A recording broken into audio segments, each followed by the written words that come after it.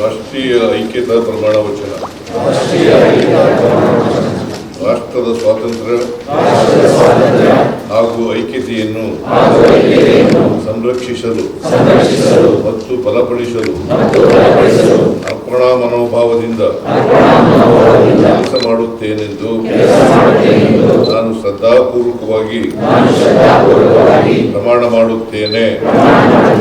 ಅಲ್ಲದೆ ನಾನು ಎಂದಿಗೂ ಹಿಂಸಾಚಾರದಲ್ಲಿ ತೊಡಗುವುದಿಲ್ಲವೆಂದು ಮತ್ತು ಮತ, ಭಾಷೆ, ಪ್ರದೇಶ ಅಥವಾ ಇತರ ರಾಜಕೀಯ ಅಥವಾ ಆರ್ಥಿಕ ಕುಂದುಕೊರತೆಗಳ ಬಗೆಗಿನ ಭಿನ್ನಾಭಿಪ್ರಾಯಗಳನ್ನು ಮತ್ತು ವಿವಾದಗಳನ್ನು ಶಾಂತಿಯುತವಾಗಿ ಹಾಗೂ ಸಂವಿಧಾನಾತ್ಮಕ ರೀತಿಯಲ್ಲಿ